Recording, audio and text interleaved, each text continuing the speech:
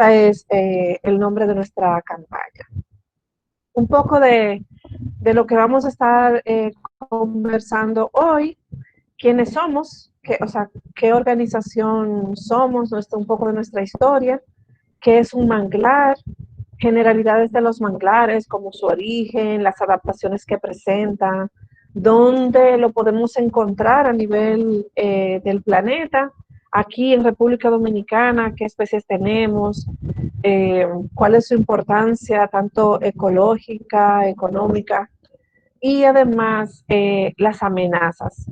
Pero para terminar, también vamos a dar algunas ideas de qué podemos nosotros hacer para ayudar a la conservación de los manglares, aunque no vivamos en zona costera, que es donde generalmente se encuentra este ecosistema. Pues bien, ¿quién es el Grupo Jaragua? El Grupo Jaragua es una organización no gubernamental que ya tiene 32 años trabajando en el país a favor de la conservación y ambiental y de la biodiversidad. Además, trabajando siempre en educación ambiental, acompañando a las comunidades de su zona de impacto para que cambien sus modelos de producción, para que puedan ver un poco más allá de las alternativas económicas que se plantean normalmente. El grupo Jaragua comenzó trabajando en el Parque Nacional Jaragua, que está al suroeste del país, y fue ampliando su rango de acción y ya hoy día tenemos proyectos que llegan a varios puntos del país y tenemos proyectos en coordinación con instituciones haitianas también, o sea que son proyectos binacionales. En este caso, bueno, ¿quién soy yo? Como yo les dije, soy Aleida Capela, soy ingeniero agrónomo de profesión, aunque mucha gente se lo encuentra así como extraño, un agrónomo que trabaja en conservación en lugar de estar sembrando habichuela o aguacate. Pero siempre he trabajado en la parte de conservación ambiental y educación ambiental, manejo de áreas protegidas. Actualmente, como les había mencionado antes, estoy trabajando para el Grupo Jaragua, coordinando esta campaña educativa Manglares. Y bueno, datos así, me gusta la naturaleza, me gusta acampar y sobre todo, bueno, me gusta la fotografía de naturaleza como una herramienta para la educación ambiental. ¿Qué es un manglar? Ustedes no recuerdo si son de la costa. ¿Hola? ¿Qué es un manglar? Muchas veces nosotros un manglar no estamos muy seguros porque quizás no vivimos en una zona costera y no conocemos toda la biodiversidad. Pero un manglar, bueno, es un conjunto de mangles. Los mangles son diferentes especies de árboles. Por ejemplo, esto es un manglar de mangles rojo, que es el mangle típico que nosotros nos imaginamos o que nos viene a la mente cuando nos hablan de los mangles. Y este bosque se encuentra en un espacio muy especial, porque se encuentra en la frontera entre lo que es la parte terrestre y la parte marina. Quizá ustedes dicen, pero profesora, eso es agua también, pero eso es una laguna, por eso es una laguna costera. Pero los mangles se encuentran, por ejemplo, en toda esta zona, toda la parte, la frontera entre el agua y la tierra. Y tiene unas adaptaciones que le permiten sobrevivir, adaptarse a un medio de vida muy hostil, podríamos decir, porque son suelos inundados, son suelos con poca cantidad de oxígeno, que quizá otras plantas pudieran morirse. Imagínense cuando nosotros tenemos una matica en un tarro, cuando la mojamos mucho se mueren porque no están acostumbradas a tener a crecer o a desarrollarse en el lodo, sino en tierra más seca. Entonces, los manglares pueden crecer en esas zonas inundadas, con poco oxígeno y también con condiciones de alta salinidad, porque la mayoría se encuentra en la zona de la costa. Algunos dicen que los manglares son bosques anfibios porque pueden estar tanto en la tierra como en el agua, pero realmente es un ecosistema muy especial porque se encuentra entre dos mundos, el mundo terrestre y el mundo acuático.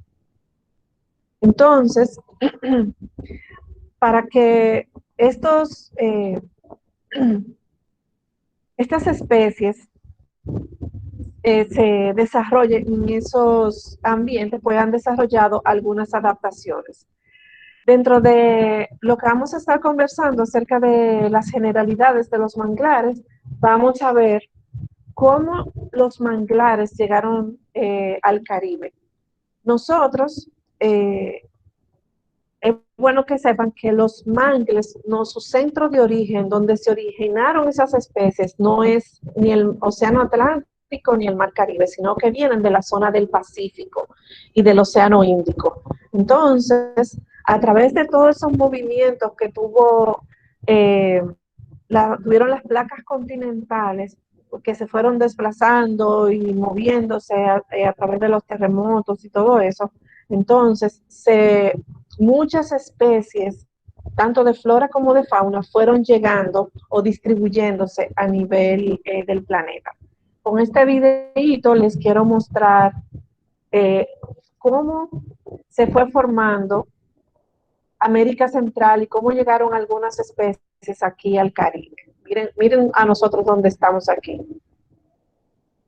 Por eso es que hay flora y fauna que muchas personas dicen, pero ¿cómo es posible que si esa es una especie o un género que parece que de la zona africana esté aquí? Y es por el movimiento de las placas terrestres, lo que se llama deriva continental.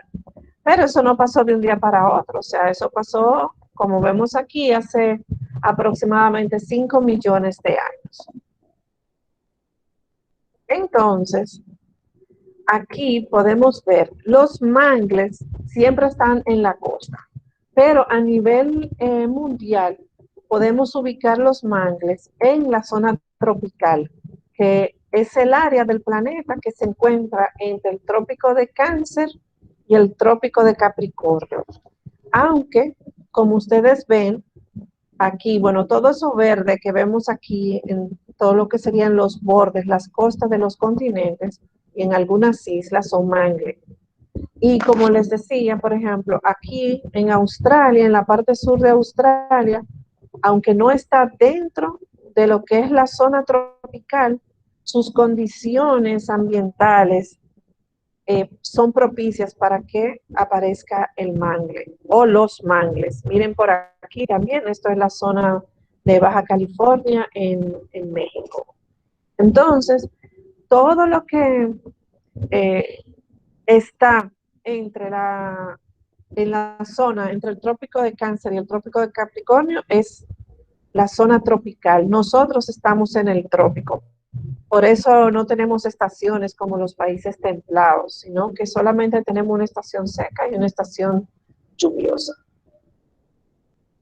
Entonces, para que estas especies de mangle se puedan adaptar y sobrevivir en esas condiciones que yo le mencionaba, que son suelos inundados, son suelos con pocas condiciones de oxígeno y muchas veces con alta concentración de sal, ellos han desarrollado unas adaptaciones que le permiten mantenerse en esas condiciones. Miren, por ejemplo, este árbol es de mangle negro, perdón, mangle rojo, y se reconoce por estas raíces, que a veces la gente le dice mangle de patica, el mangle de los zancos, pero no son más que raíces de apoyo para ellos poder fijarse bien en ese suelo fangoso y que además, como les decía, tiene poca cantidad de oxígeno, o sea que son suelos o son condiciones anaeróbicas, o sea,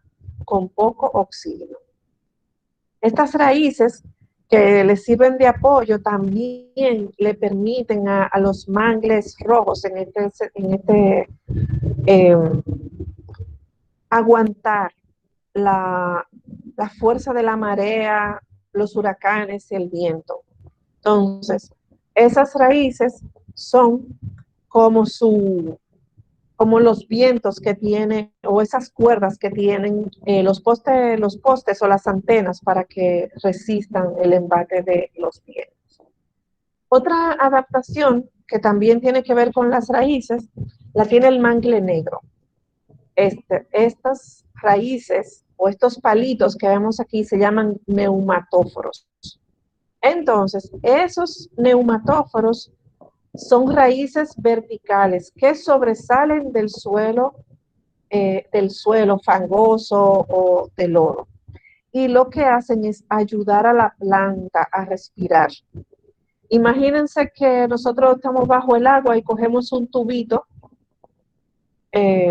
y por ahí respiramos. Ese tubo sería como nuestro neumatóforo. Es lo mismo como cuando hacemos snorkeling, que vamos a bucear sin tanque, que tenemos ese tubo que nos permite respirar. Pues esas raíces son como los snorkel de los manglares. En este caso es el mangle negro.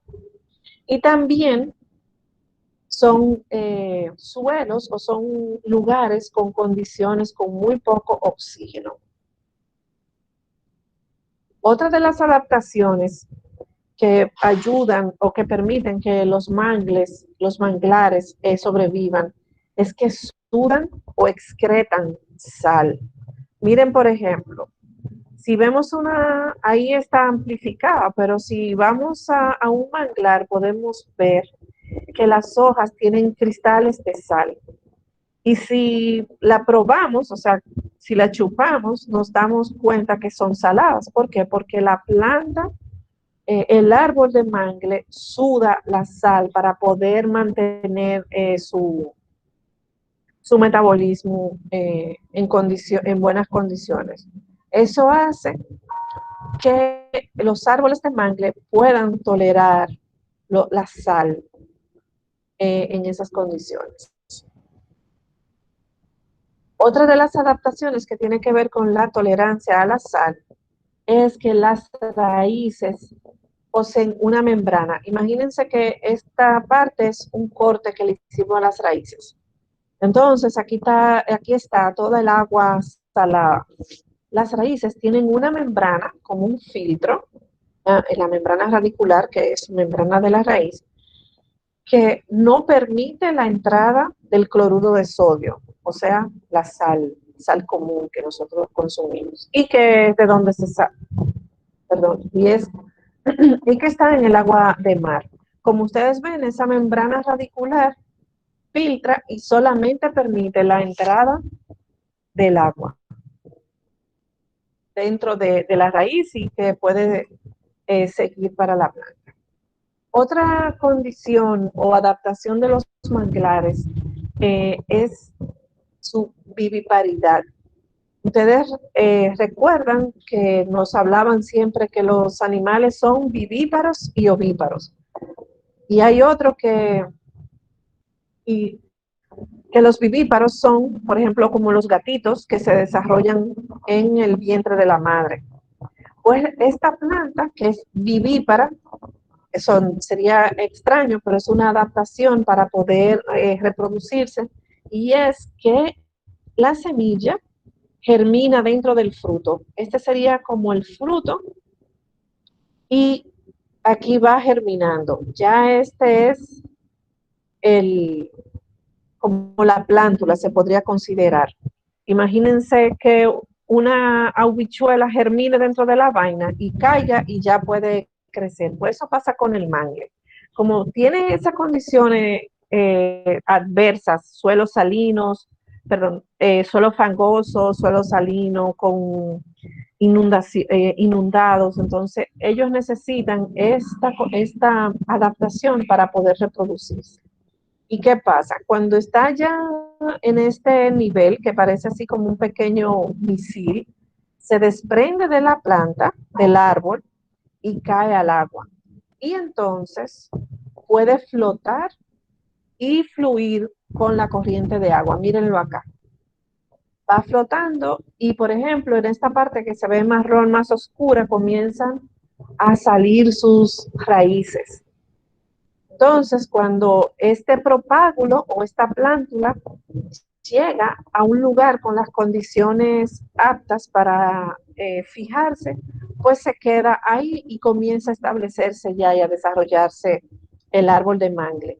Esta condición o esta adaptación solo ocurre en el mangle rojo, ¿ok? Que es el mangle que tiene esas raíces características.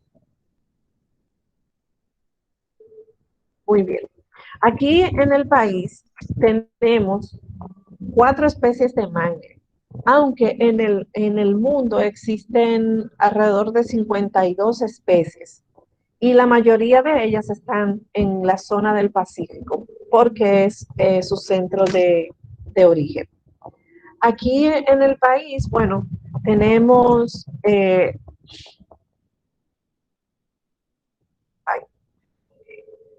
les decía, bueno, aquí en el país, al ser una isla, bueno, tenemos mangle alrededor de nuestro país. Y desde tiempos de la colonia o desde antes, los taínos utilizaban el mangle y aquí vemos una ilustración, o sea, un dibujo o el primer dibujo que se conoce del mangle en el Nuevo Mundo. Fíjense que es un mangle rojo y nos damos cuenta de eso por las raíces de apoyo que tiene este árbol. Miren la fecha de esa ilustración, 1785, o sea que eso tiene 300 y pico de años. Pues les decía que nosotros, en nuestro país, que somos, bueno, 3/4 aproximados de una isla, tenemos alrededor de 1.600 kilómetros lineales de costa. O sea, si bordeamos toda la parte del territorio dominicano, tenemos 1.500 y pico kilómetros de costa. Y en casi toda la costa, miren, todos esos dibujos o todas esas marcas rojas representan el mangle o los manglares. ¿Se fijan? Miren por aquí en Barahona. Y hasta llegar aquí a Pedernales, la zona de Bahía de las Águilas, Cabo Rojo. Y llama la atención porque, por ejemplo, aquí tenemos la Laguna de Cabral y el lago Enriquillo, y en esta zona tenemos mangle, o sea que no solamente el mangle puede aparecer en la zona costera, sino que también puede aparecer en zonas interiores, como en nuestro caso, Laguna de Cabral, en Barahona y el lago Enriquillo. Es importante destacarles que esta zona fue un canal marino hace miles, bueno, millones de años. Y por eso es que en esta parte de Pedernales y la parte sur de Haití, tienen una biodiversidad tan especial, porque no aparece muchas veces ni en este lado de la isla, ni en otra parte del mundo, solamente en lo que se llamó Paleoisla Sur, que era ese pedacito de tierra que dividía este canal marino, que bueno, el lago Enriquillo y toda esta zona son restos de ese canal marino. También es importante decirles que casi, bueno, cerca de un 90% de la zona de manglar del país están eh, protegidas o están incluidas en áreas protegidas. Por ejemplo, el lago Enriquillo es parque nacional, la Laguna de Cabral es un refugio de vida silvestre. Aquí en esta parte tenemos el Parque Nacional Jaragua. En este cachito aquí tenemos Parque Nacional Los Aitices. Aquí tenemos manglares del Bajo Yuna y así sucesivamente. Casi Bueno, les decía que cerca del 90% de los manglares nacionales están en alguna categoría de protección. Aquí, como les decía, tenemos 4 especies de mangle, que son generalmente las mismas que podemos encontrar en otras islas del Caribe y también en otros países del Atlántico.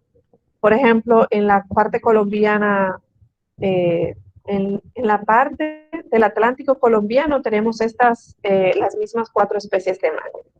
Tenemos el mangle rojo, mangle negro, mangle blanco y mangle botón.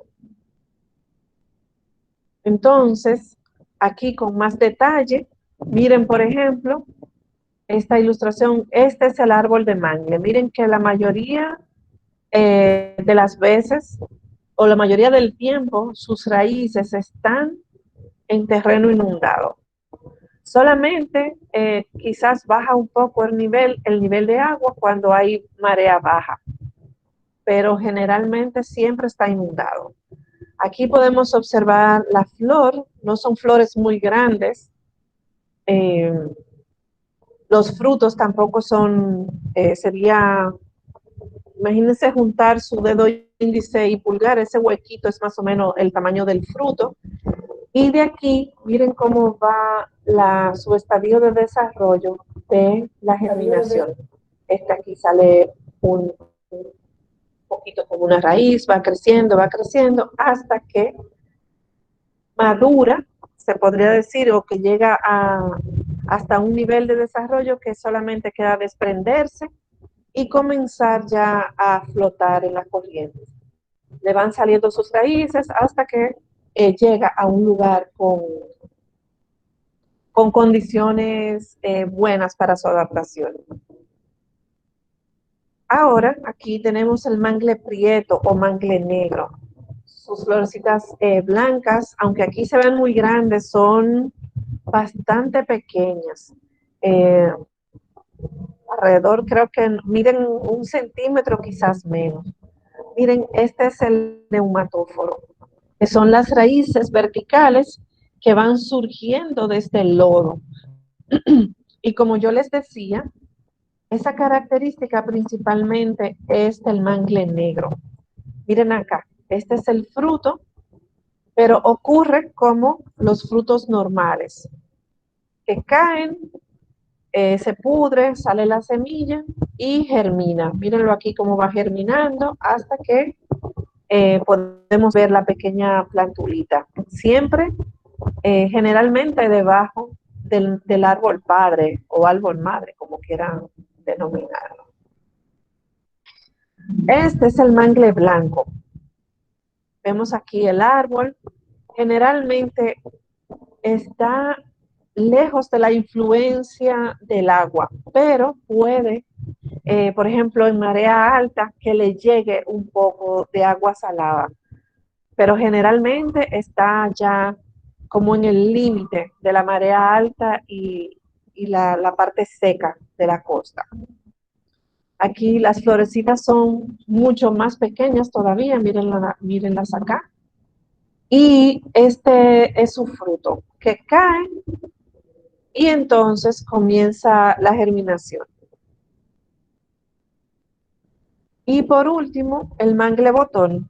Este mangle botón generalmente está, si el mangle rojo está dentro del agua, el mangle botón está en el extremo seco de esa fila, mangle negro, perdón, mangle rojo, mangle negro, mangle blanco y mangle botón. Generalmente nunca está en contacto con el agua, aunque eso no quiere decir que no tenga adaptaciones para tolerar la sal, porque generalmente está en la costa donde se llaman saladares. Aunque es tierra seca, puede ser que con marea alta suba agua, pero baje de una vez y se queda así como pequeños charquitos y eso se seca y toda la tierra es salada. Entonces, este es el fruto, que son como pequeñitas semillas que si cuando está seco lo tomamos en la mano y se desbarata así en semillas muy, muy pequeñas, como de 2 o 3 milímetros de ancho. Entonces ya miren la plántula, cómo se va desarrollando. Miren acá lo que les decía. La distribución, la zona de distribución del mangle. Aquí tenemos el mangle rojo, mangle negro, mangle blanco y el mangle botón. Y aquí, si ustedes se fijan, están las líneas como del nivel de la marea alta y la marea baja.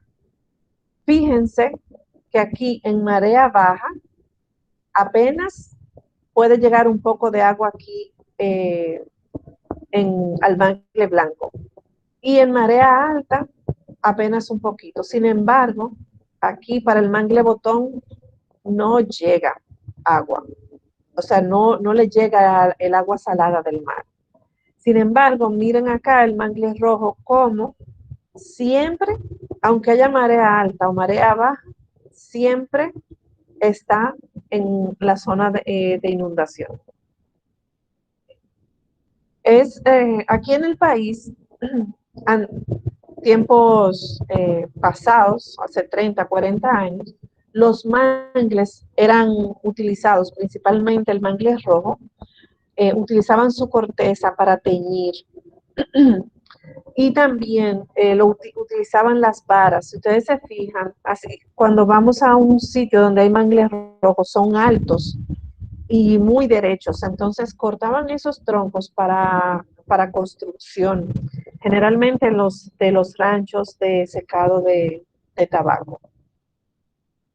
Por eso es que fueron protegidos, porque estaban siendo muy atacados. Aquí algunas imágenes. Esto es en el Parque Nacional Los Haitises, que está en Atomayor, Sabana de la Mar, y que podemos visitarlo bueno, la parte costera en bote. Podemos visitar varias zonas y apreciar, bueno, no solamente el paisaje, sino también la biodiversidad que vive en los manglares. Esto es en Montecristi. Aquí está la imagen, el icono de Montecristi, que es el morro, y toda esta zona se llaman los caños de Montecristi, pertenecen al Parque Nacional El Morro.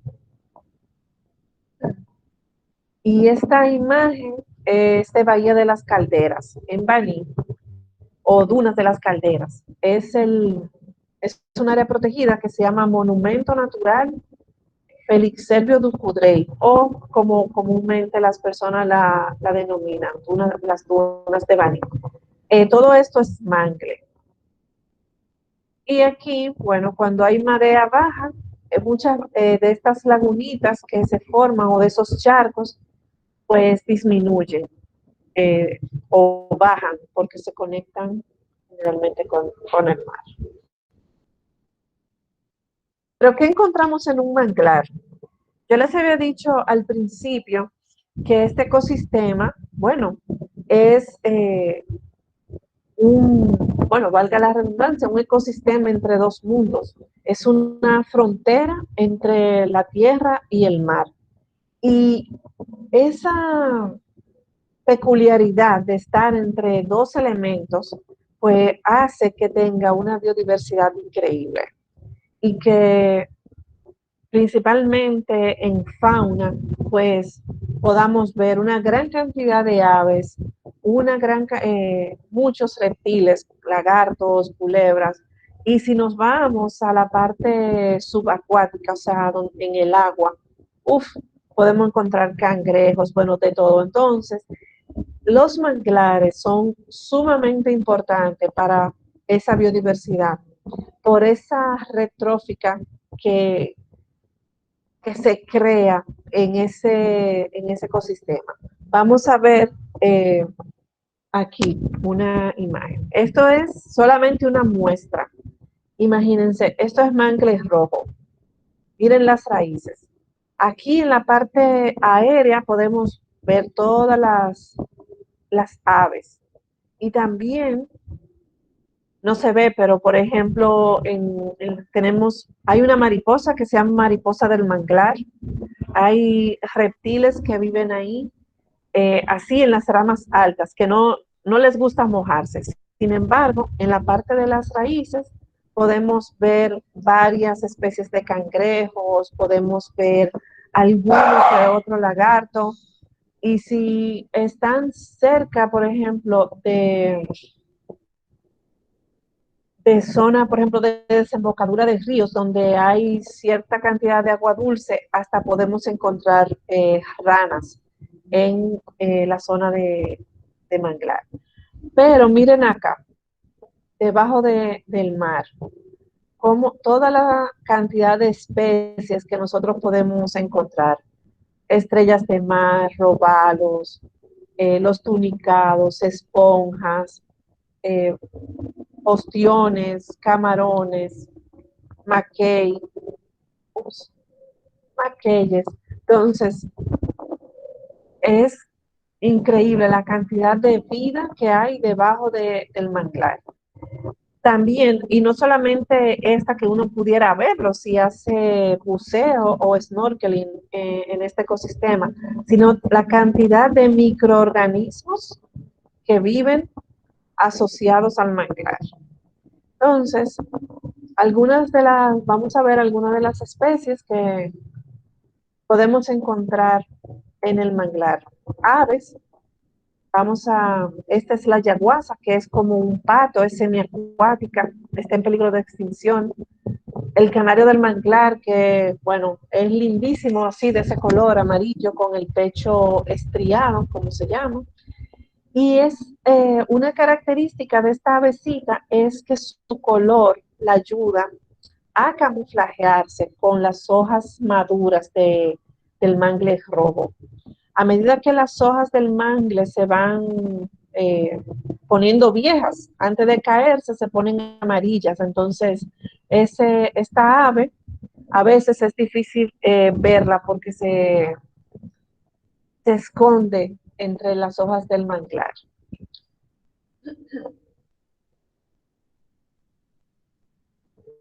Otra especie que es muy carismática, que a mucha gente le encanta, son los flamencos.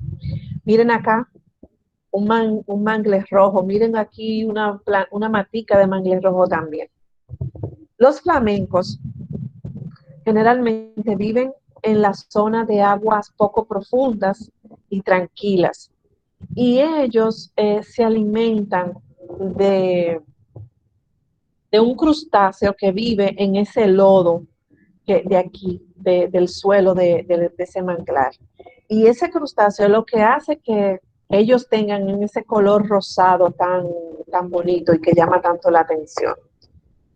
Otra especie es el martín pescador, que como su nombre lo dice, se alimenta de los peces que él puede atrapar en la zona de manglar, porque es bueno destacar que, por ejemplo, en la parte de los mangles rojos, esas raíces sirven como una jaula, como una protección para los peces pequeños.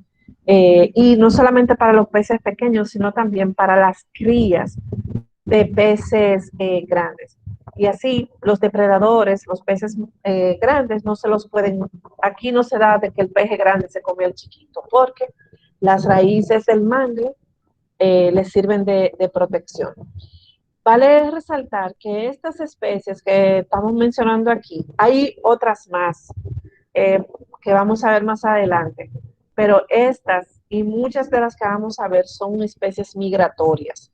Por ejemplo, el canario de manglar ya se puede considerar residente, el flamenco es residente, la yaguasa también es residente. Miren acá, los flamencos, este es el rey Congo, que es una especie también típica de los manglares, que también este es un playerito que vive no en la costa, y uno lo reconoce, a veces son difíciles de ver porque su color como que se disfrazan con la arena, uno tiene que fijarse bien y los ve siempre caminando como en grupitos, bien rápido, rápido. También es migratorio. Las garzas, tenemos varias especies de garza que al igual que los flamencos viven en las aguas bajitas o poco profundas y se alimentan de los animalitos, cangrejitos, camaroncitos que viven en el lodo. Como les decía, miren acá, estas son especies, 3 especies de aves migratorias. Los manglares del Caribe y los de nuestro país son como una parada, son como una escala en su viaje migratorio hacia el cono sur, o sea, hacia el sur del continente americano. Y por eso es que los manglares son tan importantes, porque les sirven de refugio eh, a estas especies. Debo decirle que en los años 70, en el 71 específicamente, se firmó la Convención Ramsar, que lo que hace es cuidar y proteger los humedales, entre ellos los manglares, por la importancia que este ecosistema representa para las aves migratorias.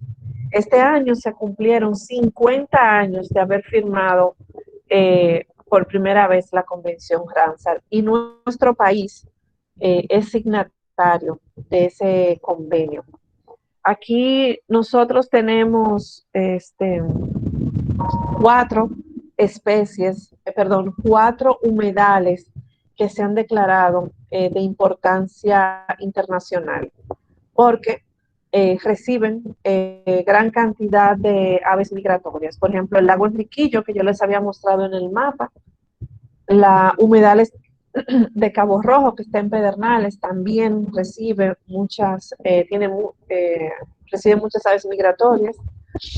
La Laguna de Cabral y en la bahía de Samaná los humedales, los manglares del Bajo Yuna.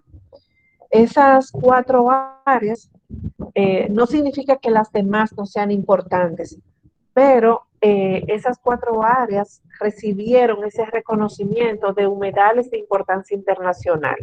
Entonces, hace que el país tenga un compromiso mucho más fuerte de cuidar y de conservar esas áreas. Otras especies que podemos encontrar en el manglar son los cangrejos. Hay varias especies que viven en la zona de mangle. Y estos cangrejos, que además de ser, bueno, una tradición culinaria, son un organismo, un animal muy útil para la zona de manglar, porque ellos ayudan a la descomposición de la materia orgánica. O sea, cortan con sus muelitas, con sus tenazas, cortan las hojas, las comen. Entonces todo eso se va acumulando, se convierte en ese detritus que se va formando en el fondo.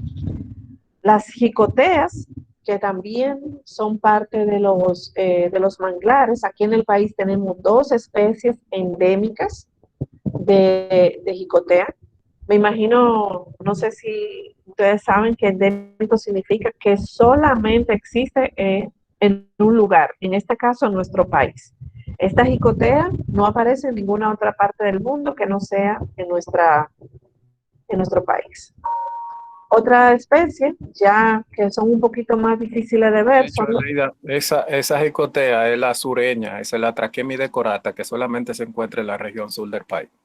ya ustedes oyeron, gracias Pablo. Y la otra, que es ¿cómo se llama? Traquemis, es la que es la norteña. Ah, Stenigeri vicina, esa es Es, la norteña.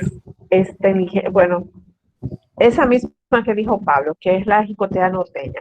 Ambas endémicas, y ya ustedes oyeron lo que dijo Pablo, que solamente hay una que aparece solo en la zona sur y otra solamente en la zona norte.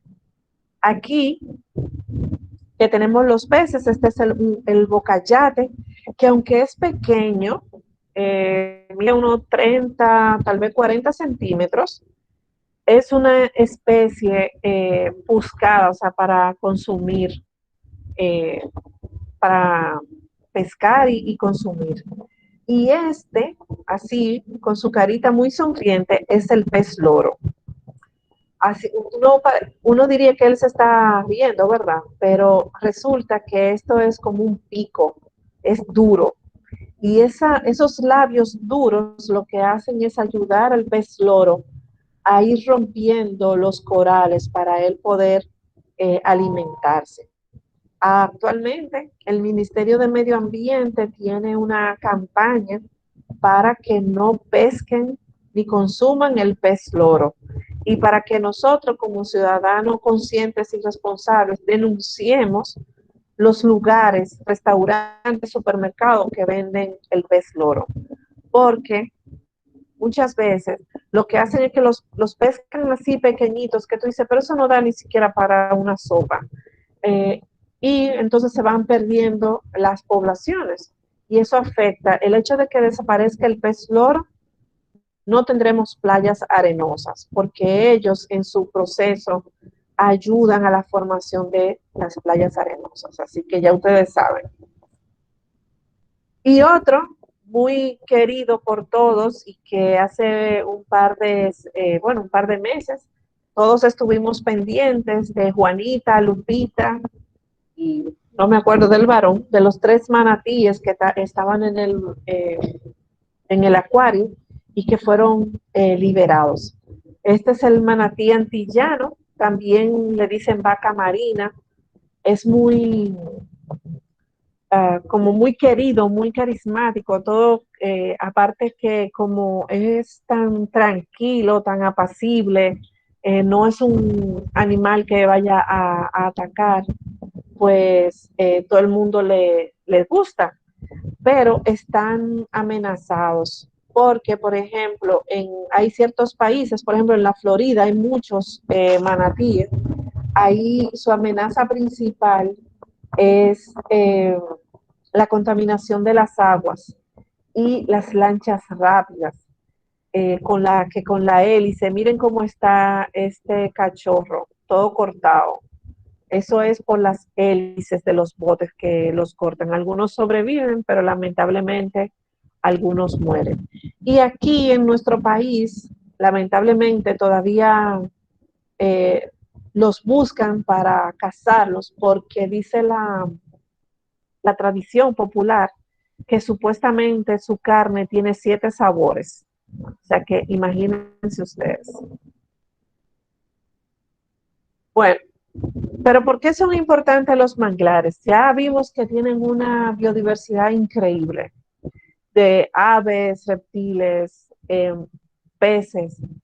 Entonces, ¿qué hace que estos ecosistemas sean tan importantes? Bueno, lo primero es que son unos productores primarios eh, increíbles. Son, eh, en su entorno se desarrolla una red trófica sumamente como enredada, vamos a decir, porque los manglares como productores primarios que toman la energía solar y hacen la fotosíntesis y producen semillas y frutos y todo eso, hay cualquier cantidad de organismos, como por ejemplo los insectos herbívoros, porque se alimentan de las hojas o se alimentan de la corteza, que dependen del manglar. Pero esos insectos herbívoros se lo comen las aves que viven en el manglar. Y esa es una parte así como corta, pero por ejemplo, toda la materia orgánica, todas las hojas que caen de los manglares y que se va acumulando y que esos cangrejos que viven aquí ayudan a su descomposición, entonces vienen unos organismos que pueden ser cangrejo, puede ser los maqueyes o pueden ser otros peces que se llaman detritívoros, que son los que se comen el detritus. Y así van esos detritívoros o esos herbívoros se los comen los peces grandes se comen los pequeños, se comen los camarones. Entonces, imagínense cualquier cantidad de especies, cada una relacionada con la otra, en un equilibrio perfecto. Y que nosotros, por querer hacer un hotel o por querer tener eh, una casa, o como en algunos sitios que dicen que los manglares nada más son nidos de plagas porque hay mucho mosquito, o que llegan mucha plaga, como le dicen en el campo.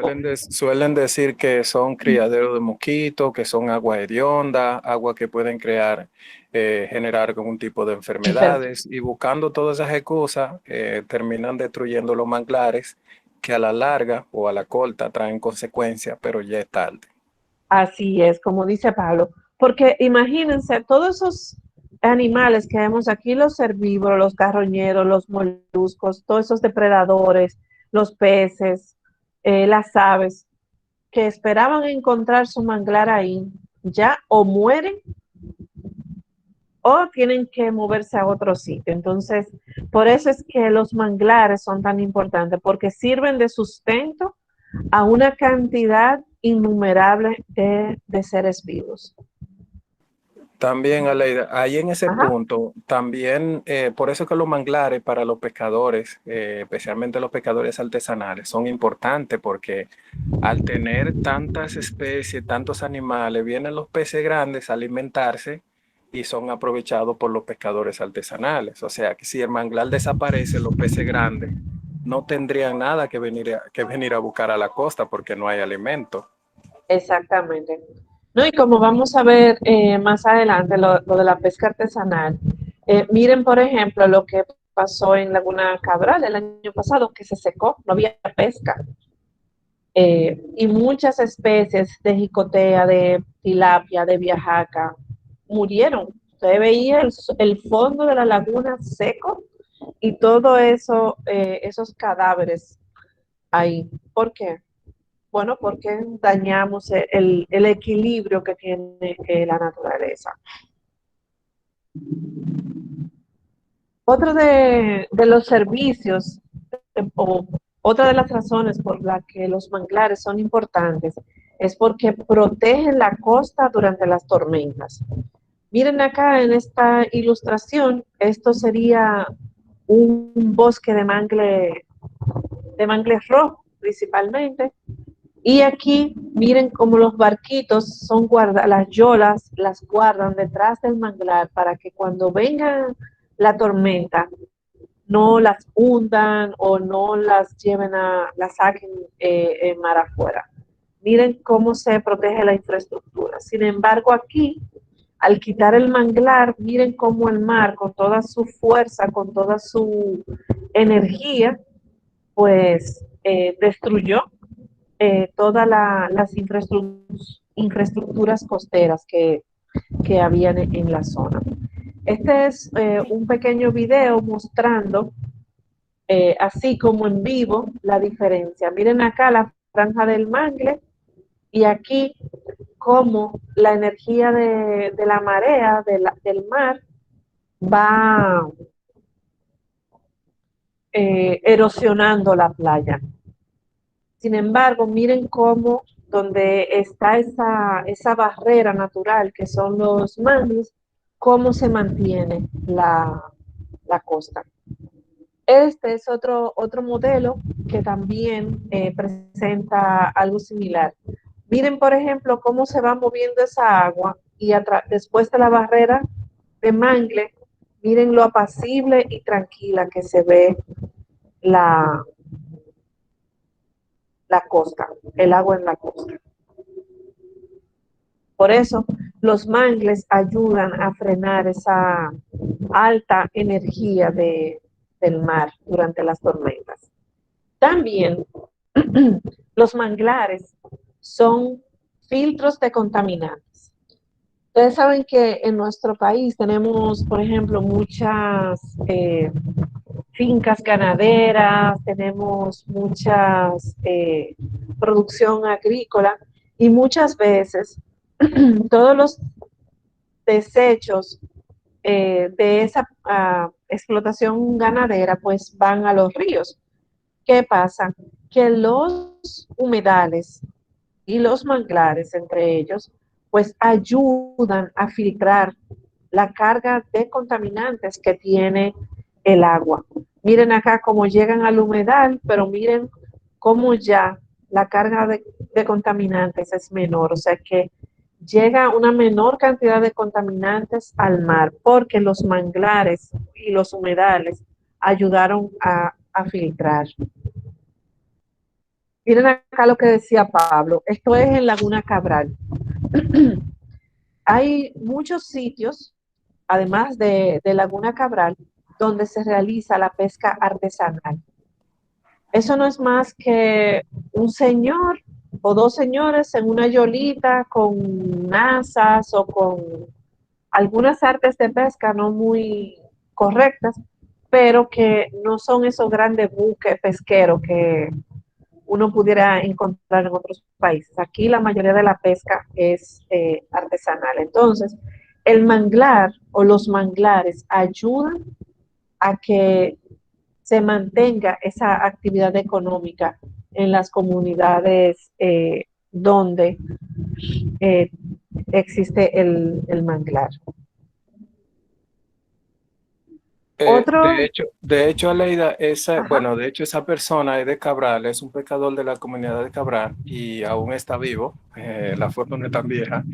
Ese tipo de instrumento que lleva para la pesca es uno de los mejores instrumentos porque te permite encontrar los peces vivos y seleccionar lo que tienen un tamaño adecuado para el consumo y liberar sin hacerle daño a los demás. A diferencia del chinchorro de ahorque, que cuando tú llegas ya los peces están casi todos muertos, lo que no te da oportunidad de liberarlo con vida.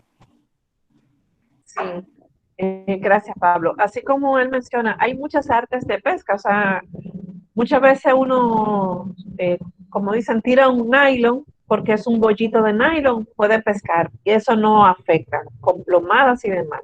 Pero como menciona Pablo, están los chinchorros de ahorque y el chinchorro de arrastre que acaban con todos los peces, no importa el tamaño. Y el de arrastre daña el suelo marino, rompiendo cualquier o dañando cualquier ecosistema subacuático que se encuentre en esa zona.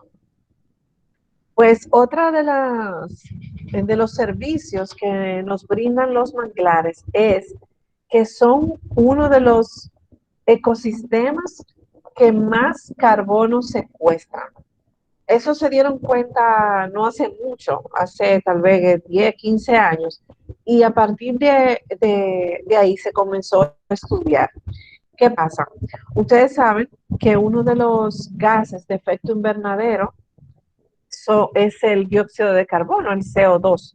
Entonces, lo que hacen los árboles y las plantas es tomar el CO2 que está en la atmósfera y lo convierten en oxígeno. Pero los árboles guardan el CO2 en su estructura y los manglares lo guardan en sus raíces y en su cuerpo, en su estructura. En su Entonces, raíz y en el suelo también. exacto, y en el suelo. Entonces, lo que hacen, eh, bueno, los proyectos para secuestro de carbono desde los mangles, eso lo denominan carbono azul, porque es el carbono secuestrado en los ecosistemas costeros y marinos. Porque además de los manglares, las praderas marinas también son grandes captadoras de carbono, de CO2. Entonces, hay proyectos de carbono azul que lo que hacen es promover la recuperación o la conservación de los manglares para que sigan secuestrando carbono. Entonces, a cambio, esas comunidades reciben un beneficio económico. Entonces, por eso, eh, ahora, además de todos los beneficios que nos dan los manglares, pues podemos sumar el secuestro de carbono y los créditos de carbono, que como vemos aquí en la imagen, el hecho de secuestrar carbono nos da crédito de carbono y nos da beneficios económicos. Otro de los beneficios de los manglares es que son melíferos. Las plantas melíferas son aquellas que las abejas utilizan la flor para tomar el néctar y fabricar la miel. Ahí en la zona de Montecristi tenemos apicultores que producen miel a partir de la zona de manglar. Entonces, es una forma de conservar el manglar porque mientras más mangle haya en la zona, pues las abejas pueden fabricar mucho más miel, aparte no tienen que viajar largas distancias buscando flores. También la zona de manglar o los manglares son lugares atractivos para el ecoturismo. Una de las zonas, bueno, a mí que me encanta, es el Parque Nacional Los Haitises. Si ustedes tienen alguna vez la posibilidad de visitarlo, es un paisaje bellísimo y uno antes de salir a la bahía va navegando por un canal todo rodeado de manglares. Es precioso. Entonces, como el ecoturismo es una actividad económica sustentable, pues necesita que los manglares sean conservados para que los visitantes que van a la zona pues puedan no solamente apreciar la belleza escénica, sino también pueden hacer observación de aves, pueden hacer kayaking como está aquí, como se ve en la imagen, y eso le genera beneficios económicos a las comunidades cercanas a los manglares. Entonces, este es un resumen de la importancia de los manglares. Ustedes recuerdan que habíamos dicho que son productores primarios, o sea, el manglar, debido a su red trófica, es una gran red que permite la vida de, bueno, un sinnúmero de organismos, de especies, tanto marinas como terrestres.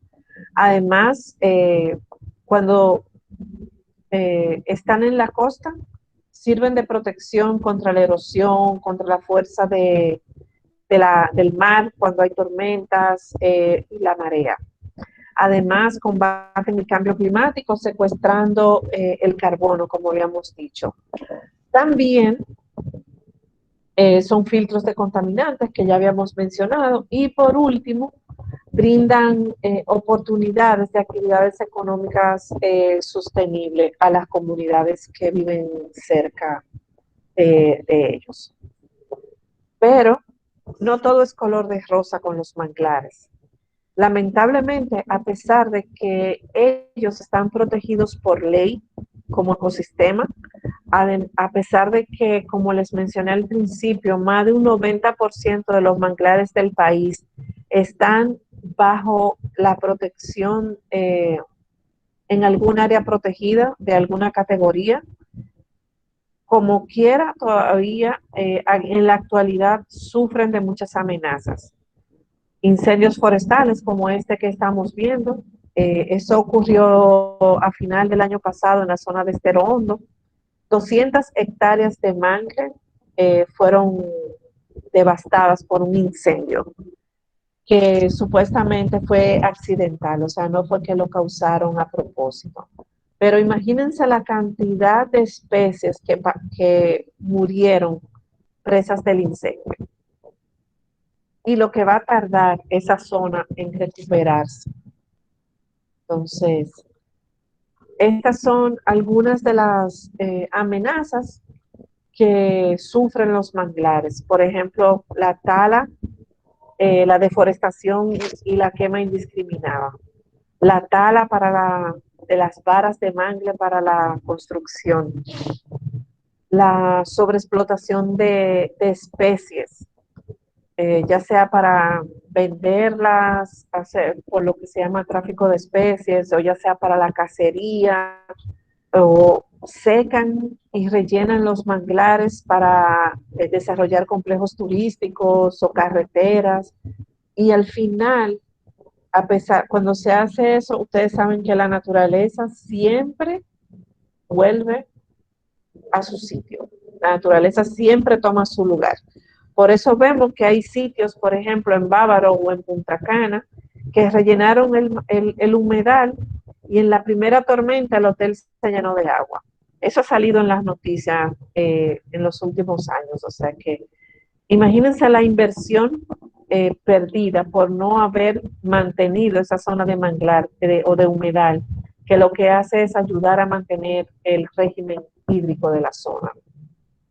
Y otra de las amenazas es el mal manejo de los plásticos y de la basura. Lamentablemente, la mayoría de la basura que nosotros producimos aquí en Santo Domingo, en Santiago, en San Francisco, en San Juan de la Maguana, la mayoría, lamentablemente, llega a la costa, llega al mar, afectando las playas, afectando los manglares, afectando la biodiversidad que vive en la zona costera. Entonces, no todo está perdido porque todavía nosotros podemos tomar acción para reducir esas amenazas.